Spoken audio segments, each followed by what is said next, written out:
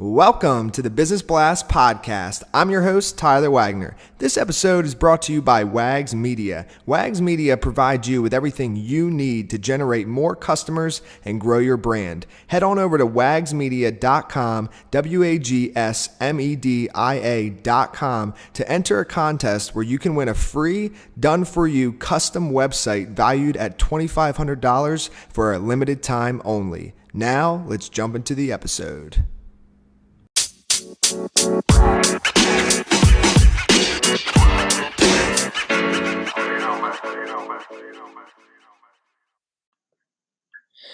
All right, everyone. Welcome back to another episode of the Business Blast Podcast. I'm your host, Tyler Wagner. Today I have Keven Beach with us. He is a realtor in Charleston, South Carolina. So welcome to the show. Hey, thanks for having me. Of course, man. We'll dive right in. So the first question I have for you, Keven, is what is the best story from your life that has an underlying valuable message? So I thought about this a lot. And as far as best story, I would like to use a business story. So I had this mentor of mine who did not want to handle renters. So I took the renters from him and went and found them a little place to rent, all this fun stuff. And that ended up paying off in my favor just because they came back to me 2 months later and said they were sick of renting. They wanted to buy a house and that their price point was $600,000, which is a pretty hefty price point. And the lesson that I've learned from that was to never discount someone just based on their circumstances at the time. This is a long haul game. This is most business, and you have to be able to nurture and create those relationships over a period of time. Yes, man. I love it, dude. It's all about the long game. It is. That's awesome, dude. And then obviously, because I actually don't know much about real estate, but from what I'm understanding, from the $600,000, you got some sort of commission from that, correct? Yes. Okay, so real estate is all commission based, and typically a realtor will get 3%.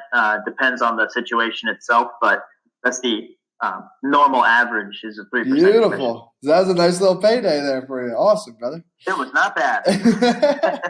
Very nice. You can go to it's just funny now. So you could go to the Vista that night then, right? Exactly. I can go to the Vista. No Pavlovs for me. Yeah. For everybody listening, before me and Keven were talking, we both actually went to the same college. And there's kind of like two spots you can go out. One is 5 points. One's the Vista. And Vista's in comparison to 5 points, is like upper class, if you will. It's the lap of luxury. Oh, my goodness. Compared to 5 points, oh, my goodness. So, kind of an inside joke, but for anybody that's been to University of South Carolina, you know what we're talking about. So, yep. So cool. So next one I have for you, man, is what is the most valuable piece of information we should know that's within your expertise or industry? So, yeah, this one actually was pretty easy. The biggest thing the most valuable piece of information to remember when in real estate is that it's not a typical sales job. It is technically defined as sales, says that it is commission and everything like that, but you can't go and just sell someone a house. You can only assist someone in finding what they're already looking for. No one's actually just wandering the streets with, $300,000 in their pockets saying, I'm going to buy a house today and do that. You just have to capture people who are looking for a house and have put in the work to set up their finances in a way that they can actually pursue that dream of owning a house. Dude, that's awesome. That's a different mindset on that. That's thanks for sharing that. Absolutely. And what's your best piece of overall business advice? So maybe we could actually, if you want, we could stick with real estate. It's like if somebody was just starting out, what would be the first thing you tell them or advise them on, if you will? So the first thing I would say is just do not give up 5 minutes before the miracle happens, because within real estate, it does take time to get that going. As with any business, it takes time for that business to grow. And, if you're 2 years in and you're struggling, everybody struggles. You just have to keep going. I did not make a single dollar my first year in real estate, but I kept those relationships going and I managed to grow that business into what it is today, which is quite comfortable. But there's another one that was just a piece of advice that I have for everyone is to provide value. Don't sell a product. Don't sell a service. Provide value to someone. Provide value to your clients and your customers. And have that mindset of how is their life going to be better after interacting with you. Mm. And if you could give your younger self one piece of advice, what would that be? Take control of your schedule. When I was first starting out, I did not pay attention to self-care and sleep schedules and everything like that. I was working 24/7 around the clock whenever anybody needed me. The most important thing to remember is working on yourself and taking care of yourself does count as work for your business. So any self-employed people out there, remember to get sleep because you will be more productive.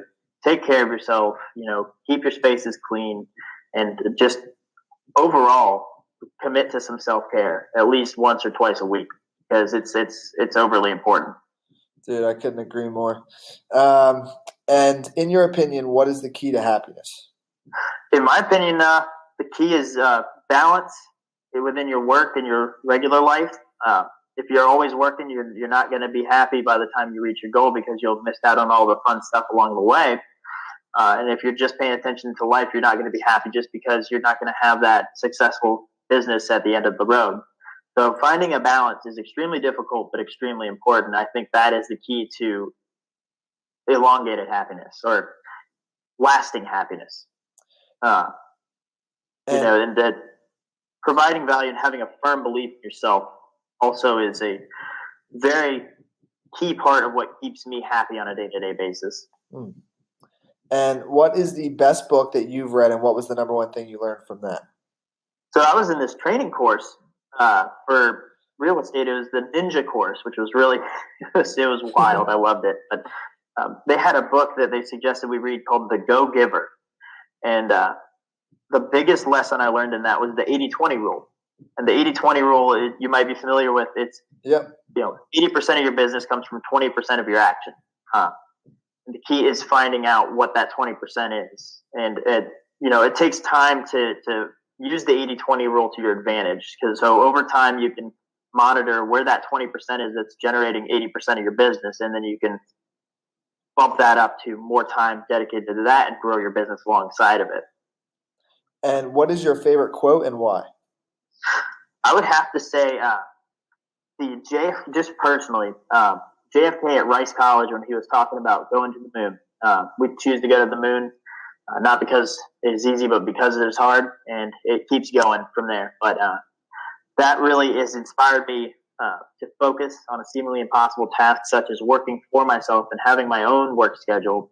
So when I was growing up, it was just almost impossible for me to imagine that I would be my own boss.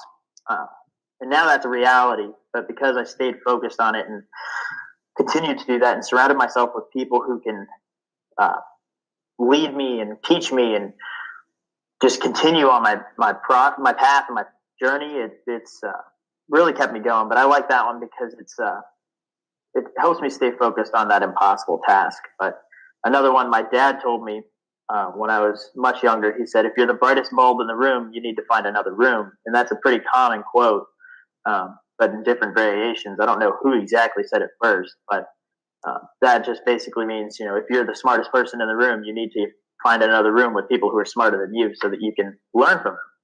Yes, dude. I could not agree more. And dude, congratulations on taking the leap. I know jumping out of school and starting your own thing, because I've been there, is not the easiest step. And like you said, the first year, not making anything, that can be kind of a wild feeling. So glad you kept going, dude, and congrats to you. Yeah. And yeah, brother. So, and thanks for coming on, dude. The question I have for you before we let you go is, where can our listeners find and/or connect with you online? Well, so I'm all over Facebook, Twitter, Instagram, all that. My website is www.kevenbeach.com, and that's KEVEN BEACH. My Facebook thing is K Beach Real Estate, and so at K Beach Real Estate.